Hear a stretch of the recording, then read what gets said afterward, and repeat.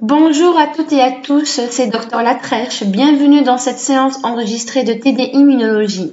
Aujourd'hui, il s'agit du TD3, intitulé Cellules de l'immunité adaptative, où je vais tenter d'expliquer les réponses. Avant de commencer, je tiens à signaler aussi que ce TD sera présenté sous forme de 2 séances vidéo enregistrées. On commence tout de suite. L'exercice 1 se présente sous forme de QCM. Question 1. Indiquez dans quel compartiment les organes lymphoïdes se trouvent, les organes lymphoïdes se trouvent, où on peut localiser les cellules T ou les zones T. On vous propose 4 propositions et si vous lisez, il s'agit des organes lymphoïdes secondaires. Alors, je vais faire un petit rappel. À présent, vous savez qu'il y a 2 types d'organes. Des organes lymphoïdes primaires centraux qui sont le site.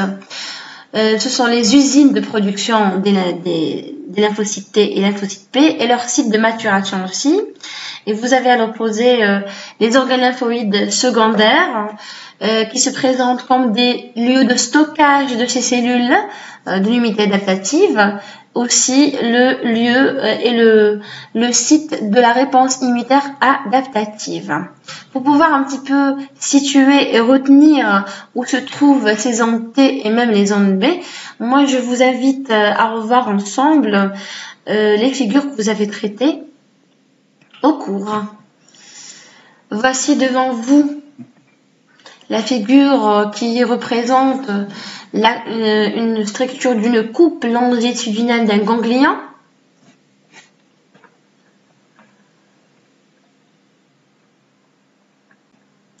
Organe lymphoïde secondaire entouré d'une capsule. Cette dernière, elle est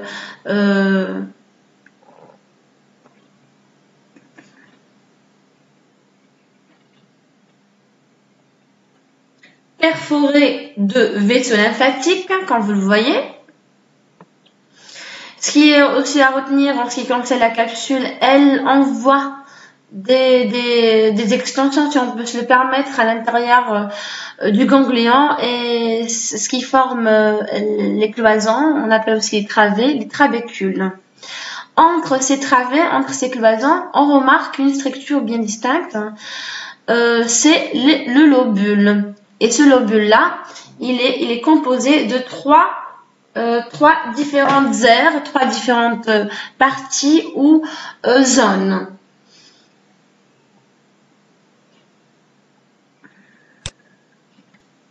D'abord, la zone corticale.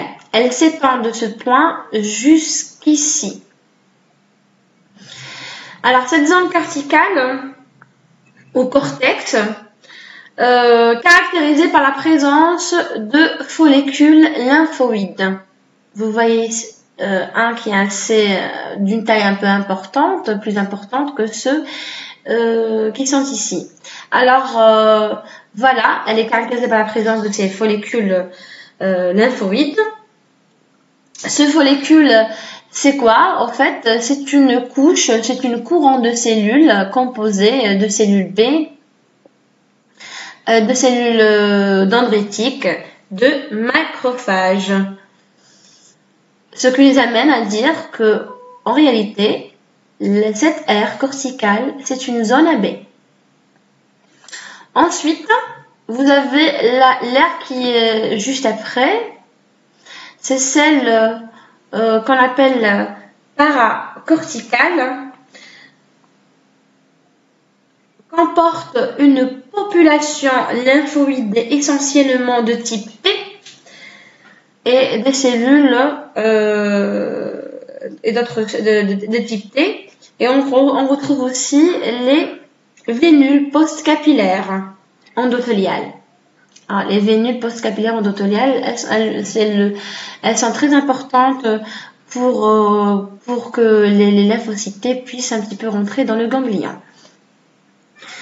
Quand elles viennent de la circulation sanguine. On poursuit enfin la dernière zone qui compose le lobule, c'est la médulla. Et dans la médulla, on trouve les cellules de macrophages, on trouve les cellules dendritiques, on trouve aussi les cellules mémoire T ou B, et ainsi que les cellules T et B naïfs pour qu'ils continuent un petit peu à circuler dans d'autres organes lymphoïdes.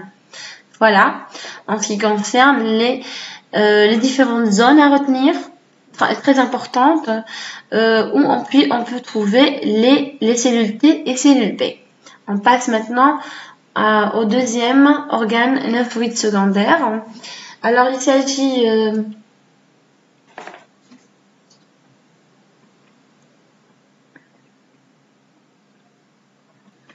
s'agit de la rate, le plus volumineux organe lymphoïde secondaire dans l'organisme, dans le corps humain, bien sûr. C'est un organe aussi avec une capsule, et cette capsule envoie aussi des cloisons à l'intérieur, qu'on appelle trabécule ou travée et même cloison. À l'intérieur, je parle de la rate, composée de types de tissus, une pulpe rouge et une pulpe blanche. La pulpe blanche, c'est elle sur lequel on va porter notre intérêt parce qu'elle est constituée d'un tissu lymphoïde organisé en deux zones. La première zone, sur cette figure, c'est bien illustré, c'est de couleur un peu claire, bleu clair. Cette zone-là, elle entoure les artérioles, qui ne sont entre autres que les ramifications des artères. Et cette zone appelée gaine lymphatique périphérique, et vous avez aussi appris un autre terme dans le cours, vous avez appris un autre terme, c'est le PALS, et PALS c'est en anglais, et sa traduction en française, c'est le manchon lymphoïde périartériole. Voilà. C'est la même chose, ça représente la même aire, la même partie, et celle-là, c'est une zone qui est riche en cellules T. C'est là où on trouve de plus, essentiellement, plus précisément, des cellules T.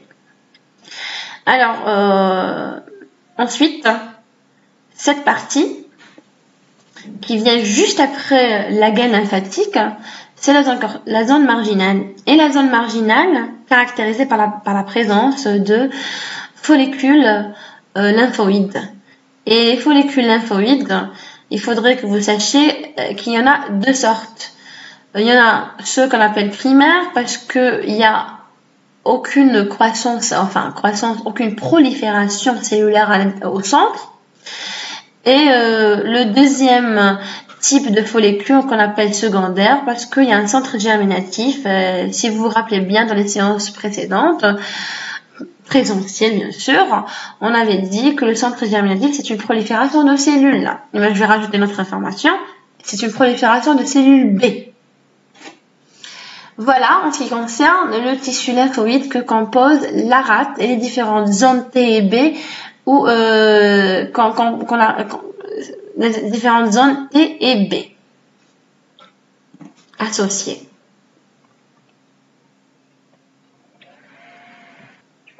On passe à la question 2. Vous m'excusez. La question 2, on vous propose des cellules qui participent à la défense de l'organisme, les cellules de l'immunité, et on vous demande de choisir quelles sont celles qui jouent un rôle dans la réponse antitumorale. Je crois que parmi vous, certains vont dire les cellules NK et les cellules CD8, tout simplement parce que vous avez appris dans le cours que ces deux cellules avaient un mécanisme de cytotoxicité. Alors, pour faire bref, c'est quoi cytotoxicité? C'est tuer une cellule. Je vais vous rajouter, selon bien sûr le coégitype, que les macrophages activés font partie aussi des cellules immunitaires qui jouent un rôle dans la réponse ou dans l'immunité antitumorale. Pour pouvoir un petit peu comprendre, moi je tiens à vous expliquer comment ces cellules-là interviennent-elles. Alors, la théorie qui explique l'intervention de ces cellules dans l'immunité antitumorale, ça s'appelle l'immunosurveillance. Je vais essayer d'utiliser les grandes lignes de cette immunosurveillance pour vous faire passer le message afin que vous puissiez retenir les informations.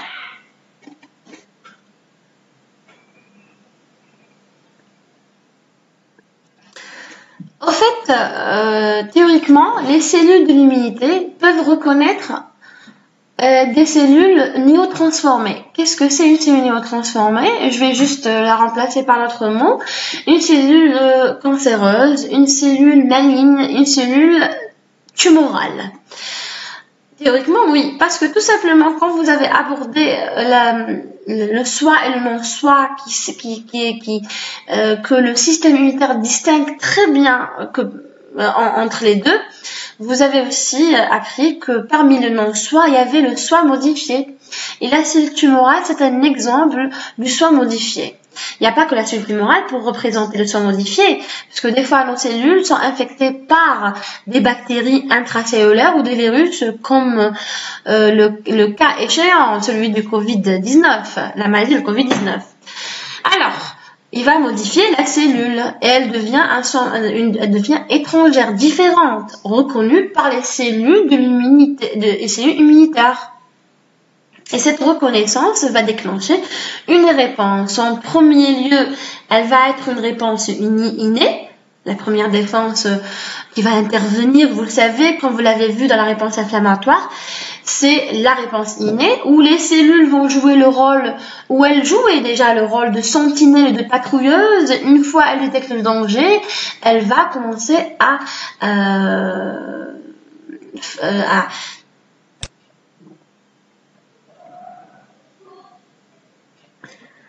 une fois activées, elles exercent leur rôle effecteur.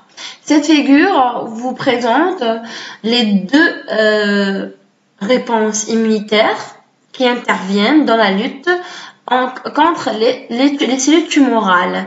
Dans le système immunitaire inné, vous avez plusieurs cellules. Nous allons simplement retenir les cellules NK et les macrophages.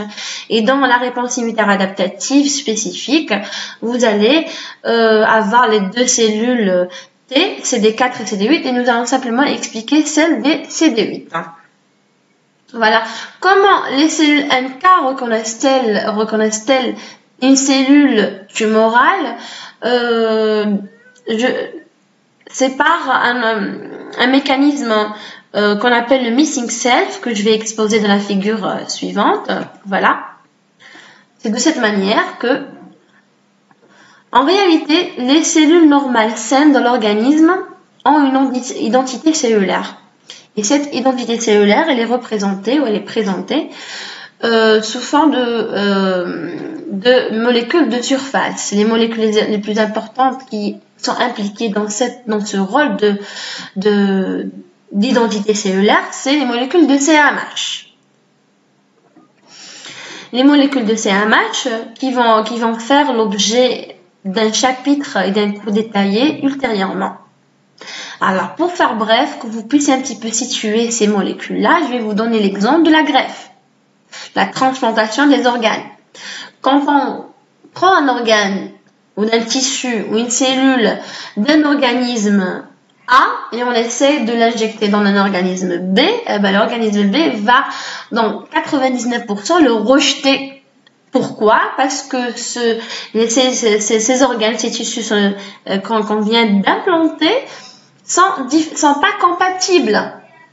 Ils possèdent des molécules que le système immunitaire de l'organisme qui vient de recevoir cette transplantation rejette. Voilà d'où vient un petit peu ces molécules de CMH. Bon bref, ce qu'il faut retenir, la cellule normale, elle a une identité cellulaire. C'est grâce à elle que le système immunitaire la reconnaît, la tolère.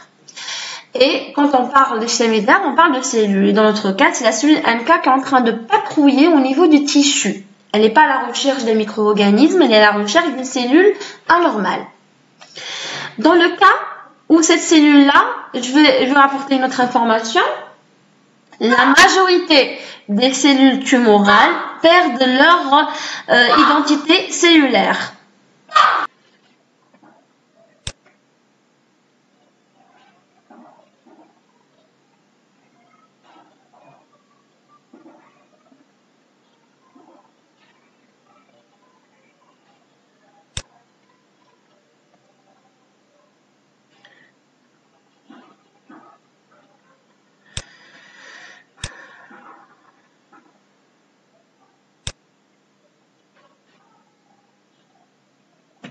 La majorité des cellules tumorales perdent leur identité cellulaire. C'est pour cette raison que les cellules NK peuvent les reconnaître facilement.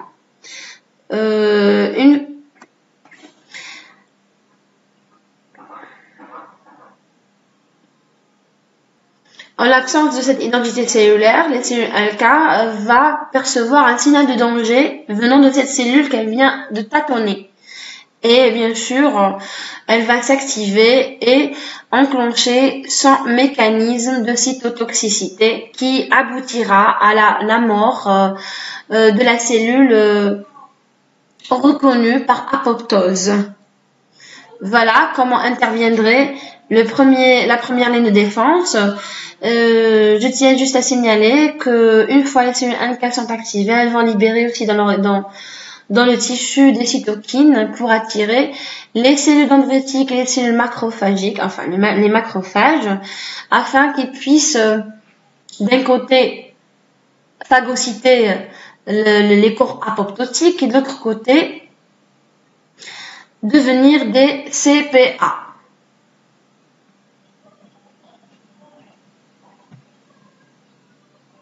Voici notre schéma qui est plus explicatif. Vous avez ici le tissu qui est composé des cellules tumorales. Vous avez la première action, c'est celle de la première ligne de défense comme je viens de citer. Une fois les cellules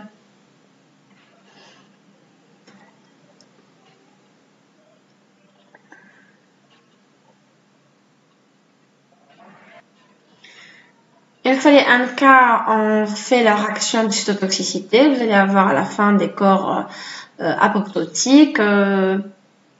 Ici, c'est la tumeur.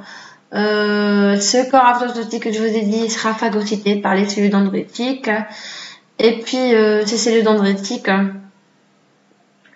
vont ensuite se transformer, vont présenter à leur surface les antigènes spécifiques des tumeurs. Ça a été trouvé. Il y a pas mal d'études qui en parlent. La majorité des tumeurs ont des antigènes spécifiques de tumeurs. Ce sont eux qui vont être présentés à la surface associés aux molécules de CMH des cellules dendritiques. Une fois la cellule dendritique est devenue maturation, c'est-à-dire elle va changer de rôle, elle va devenir une CPA, elle va migrer au niveau du ganglion lymphatique le plus proche du tissu où il y a la présence de tumeurs pour essayer de solliciter les lymphocytes T et lymphocytes B et lymphocytes B qui reconnaissent spécifiquement ces antigènes. Une fois les lymphocytes T, et parmi eux les 4 et les 8, les CD4 et les CD8+, qui vont répondre à cette présence de déterminants antigéniques, elles vont s'activer, ils vont libérer, elles vont se transformer, se différencier, c'est le mot le plus exact, elles vont se différencier en cellules effectrices. Ces cellules effectrices, elles vont venir par le sang pour bien sûr pour être acheminées au niveau du tissu et entrer en contact avec les cellules malignes avec les antigènes bien sûr spécifiques contre lesquels ces cellules effectrices ont été libérées et exercer leur fonction et leur action de cytotoxicité, c'est-à-dire tuer la cellule. Pour le mécanisme de cytotoxicité, il sera étudié ultérieurement dans le cours.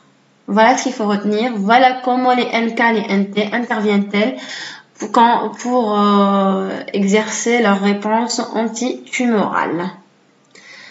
On va passer à la question 3. La question 3 vous demande, parmi ces propositions, quelles sont celles qui s'appliquent à la molécule de CD4. Moi, je propose qu'on va changer un peu les règles du jeu. On va passer proposition par proposition, corriger, expliquer ce qu'il y a à expliquer.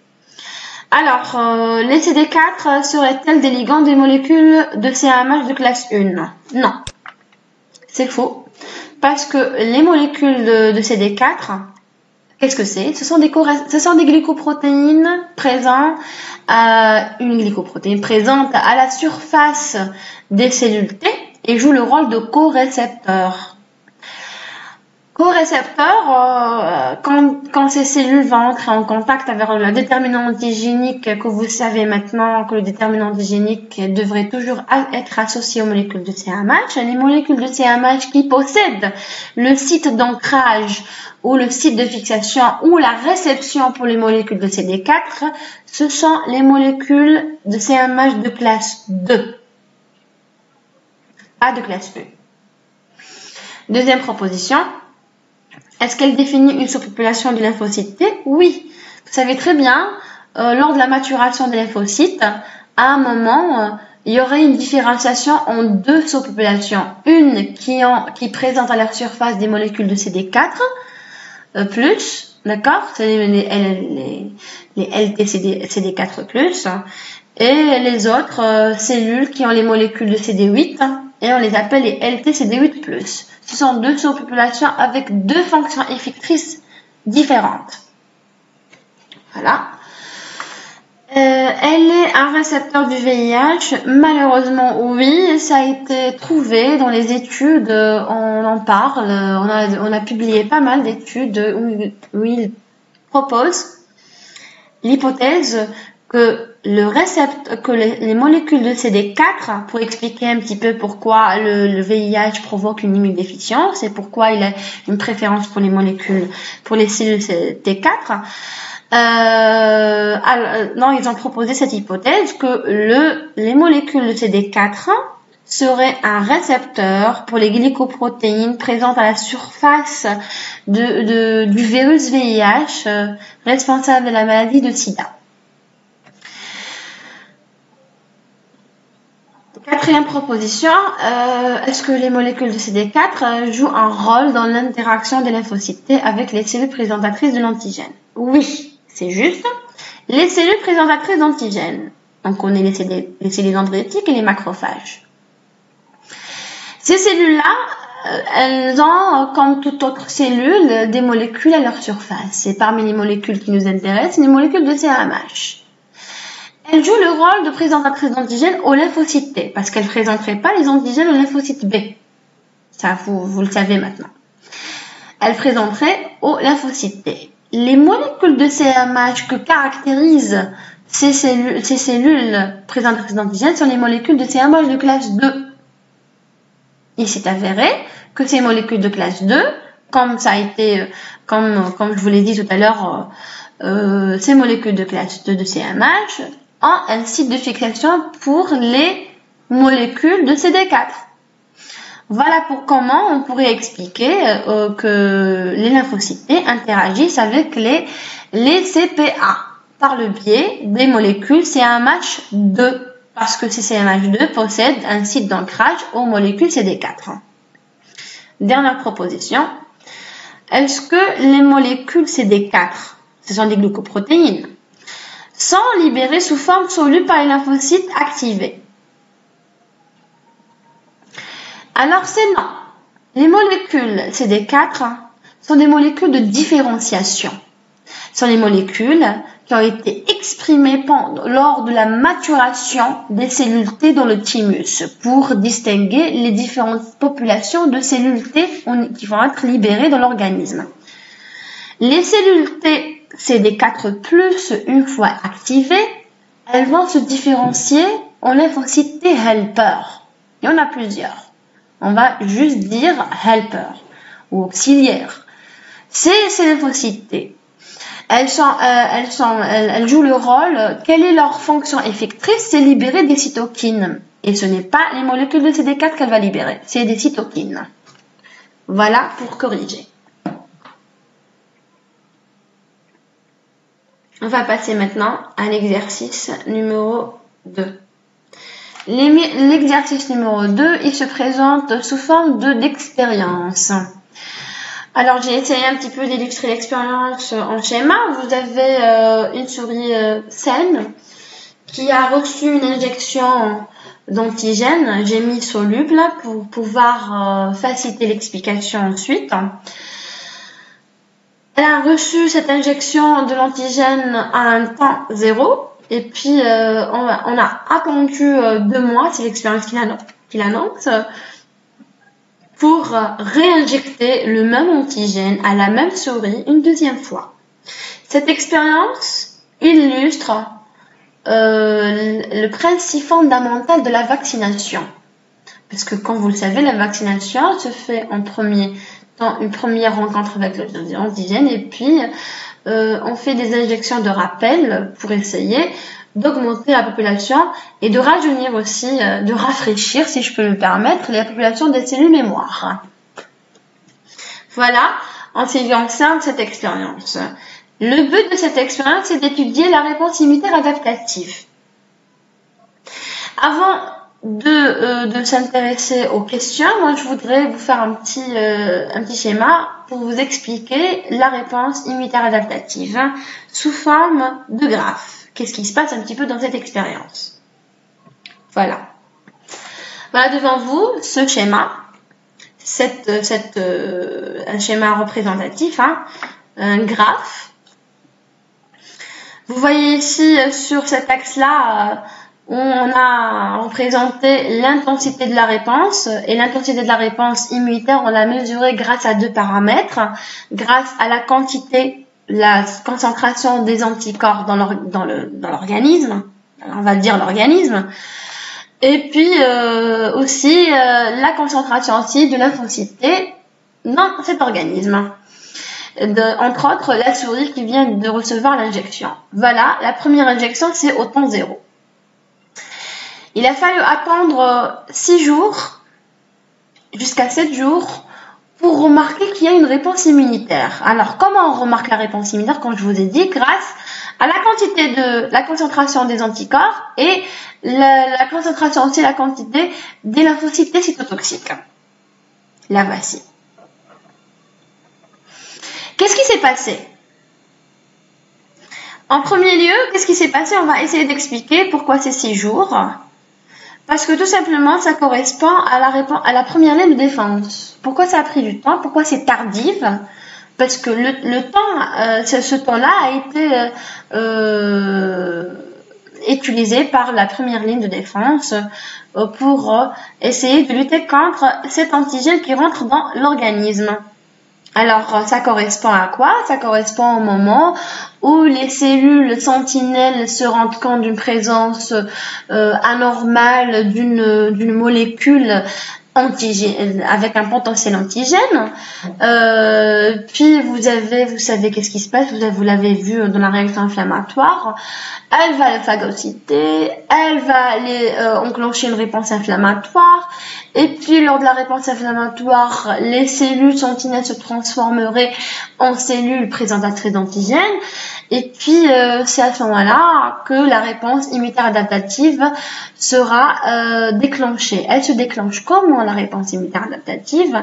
Premièrement, il y aurait une sélection des cellules T et B. Alors, cette sélection, on va en parler ensuite, je vais vous l'expliquer. La sélection clonale, c'est la théorie de la sélection clonale. Une fois sélectionnées, ces cellules-là vont entrer en prolifération. Et après une prolifération, se poursuit une différenciation pour avoir des plasmocytes et des cellules auxiliaires ainsi que des cellules cytotoxiques afin de lutter contre cet antigène. Voilà ce qui se passe pendant la première réponse immunitaire adaptative. Cette réponse, elle est expliquée, je rappelle, par la théorie de la sélection clonale. Ensuite, qu'est-ce qu'on remarque lors de la deuxième injection? La première remarque, le temps de latence, il est très court. Pourquoi? Et l'intensité de la réponse, elle est très importante. Pourquoi? Alors, pour expliquer pourquoi le temps de latence il est court, cela est en rapport avec la présence de cellules mémoire, celle qui a été créée lors de la première rencontre avec l'antigène. Vous avez dans l'organisme la souris, lors de la première réponse à l'antigène, le premier contact, il y a eu libération ou formation de cellules mémoire. Ces cellules mémoire, ce sont celles qui interviennent lors du deuxième contact avec le même antigène. Et la réponse, elle est très rapide et très importante parce que une fois la cellule mémoire elle est activée, elle va rentrer en prolifération. Il y aura plusieurs cellules qui produisent rapidement les anticorps. Et d'une manière très importante, de haute affinité aussi. Voilà en ce qui concerne le déroulement de la réponse immunitaire adaptative dans la souris. Maintenant, grâce à ces informations, on va pouvoir répondre aux questions. On vous dit, lors du premier contact avec l'antigène 1, qu'est-ce qui s'est passé? Est-ce qu'il y avait plusieurs clones de lymphocytes B qui sont sélectionnés? Est-ce que la réponse immunitaire adaptative est immédiate? Est-ce qu'un seul clone de lymphocyte B est activé? Plusieurs clones de lymphocyte B étaient 400 sélectionnés.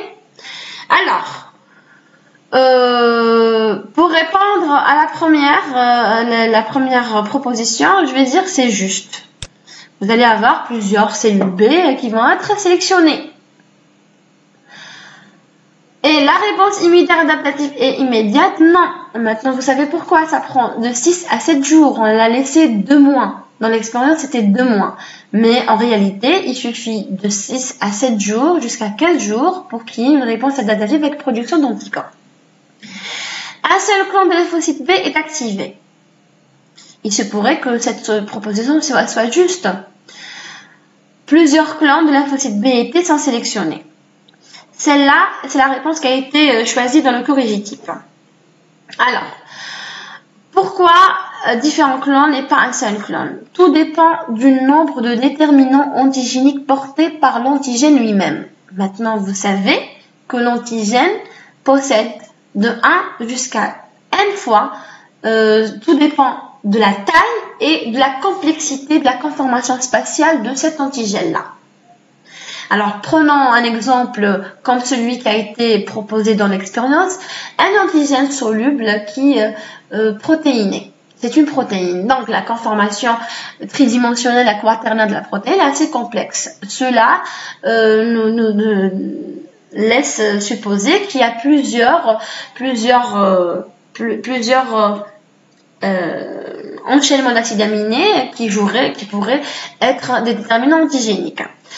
Alors, si vous avez un seul déterminant antigénique porté par l'antigène, donc il y aura un seul clone de lymphocyte B activé. Si l'antigène, c'est une protéine, donc c'est une mosaïque de déterminants antigéniques, dans ce cas, ces différents clones de lymphocyte B sont sélectionnés. Alors, maintenant, plusieurs clones de lymphocyte B étaient 400 sélectionnés. Vous savez très bien qu'en réalité, la réponse immunitaire adaptative, comme vous venez de voir dans le schéma précédent, que les différentes cellules spécialisées dans la réponse adaptative sont sélectionnées.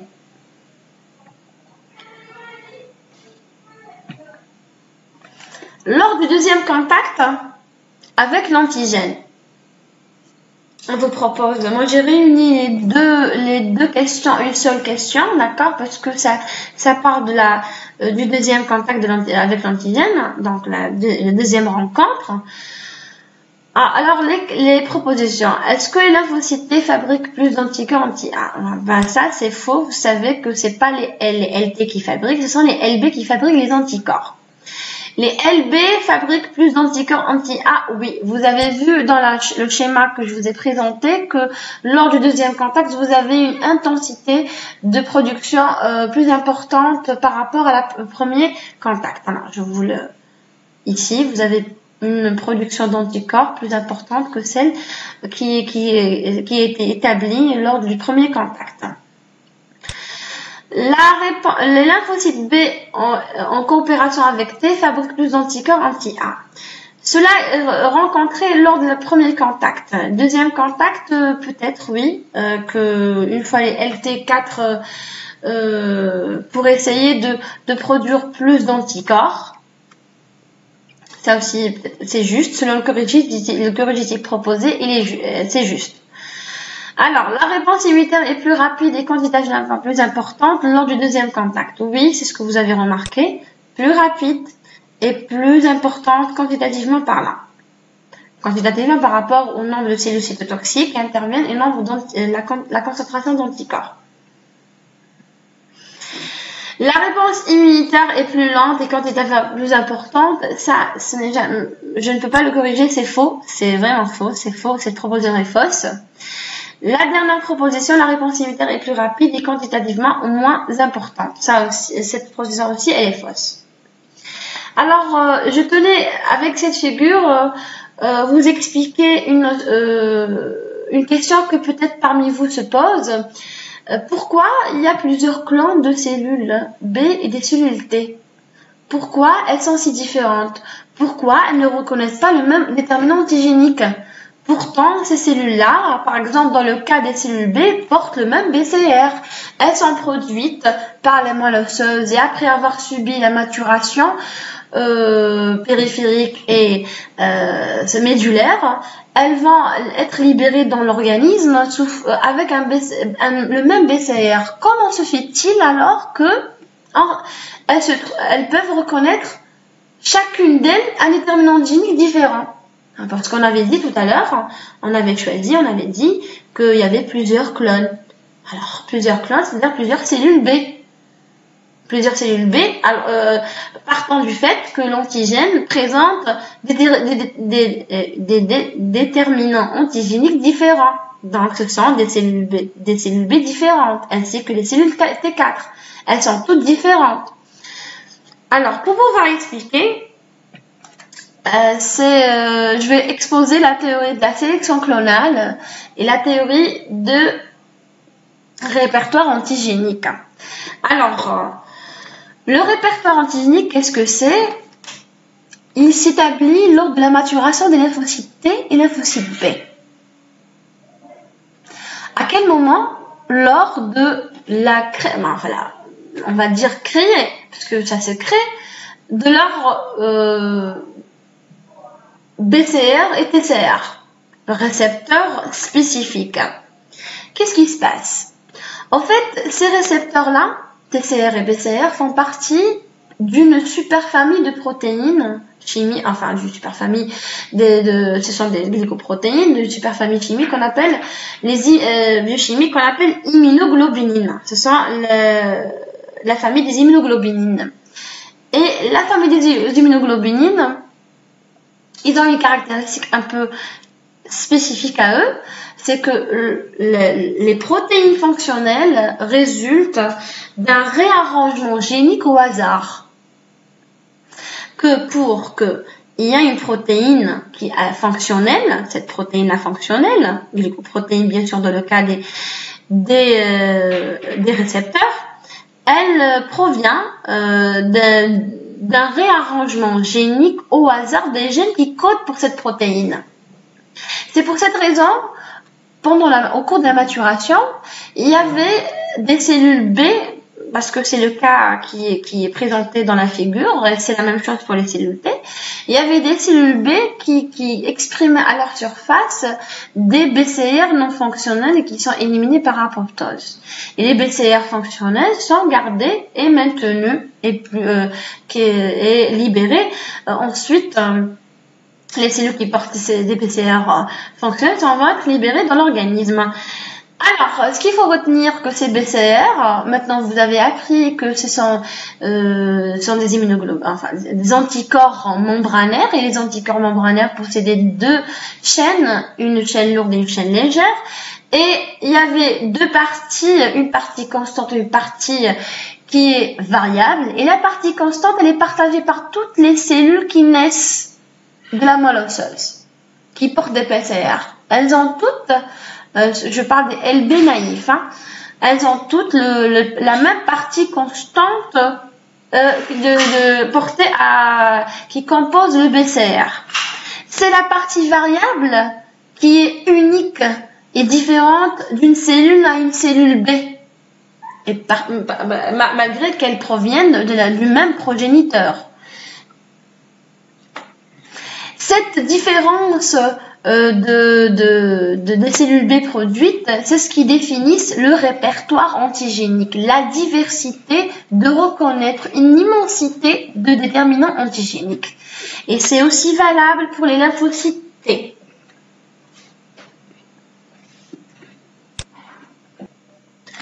Nous voilà avec plusieurs cellules B, avec plusieurs, quand je dis plusieurs, maintenant vous savez de quoi je parle, c'est des cellules avec des régions variables uniques au niveau des organes lymphoïdes secondaires stockés en attente de leur antigène. Une fois l'antigène est présent, à ce moment-là, une cellule ou plusieurs cellules différentes, bien sûr, seront sélectionnées. Tout dépend du nombre de déterminants antigéniques portés par cet antigène. Et pour comprendre un petit peu les différentes phases de déclenchement de cette réponse immunitaire, c'est-à-dire sélection de ces cellules, la sélection clonale répond un petit peu à ces questions. Alors, on avait dit l'antigène va sélectionner une ou plusieurs, tout dépend des déterminants antigéniques portés à sa surface, ou les déterminants antigéniques qu'il présente. Les cellules seront sélectionnées quand elles reconnaissent avec une forte affinité le déterminant antigénique.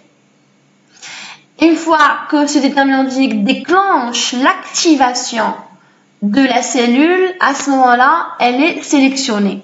Donc, il va s'essayer sur toutes les cellules, et puis une seule, par rapport au déterminant antigénique, un seul déterminant antigénique sera sélectionné. Voilà d'où vient le terme de sélection. Une fois sélectionnée, cette cellule va rentrer dans une multiplication mitotique qu'on appelle prolifération, puisque la prolifération, c'est la multiplication mitotique plus la différenciation. Alors, il va rentrer dans une prolifération. Une fois sélectionnée, la cellule B va rentrer dans une amplification clonale. Clonale, pourquoi? Parce que cette cellule B va donner des cellules filles identiques à elle. Elles ne sont pas différentes entre elles dans les régions variables. Ce n'est pas le processus de maturation. C'est un autre processus, ça s'appelle l'amplification clonale, et à ce moment-là, les cellules sont identiques entre elles. C'est la même cellule, copiée une fois. Et c'est pour cette raison qu'on se retrouve à un moment donné avec une population cellulaire, d'où vient le terme de clone. La prolifération se poursuit par une phase de différenciation. Et dans la phase de différenciation, les lymphocytes B vont donner les cellules effectrices qui sont les plasmocytes productrices d'anticorps de haute affinité pour le déterminant antigénique. Et en même temps, vous avez les cellules B mémoire qui vont reconnaître l'antigène une deuxième fois. Ou autrement dit, elles vont se souvenir du passage de cet antigène.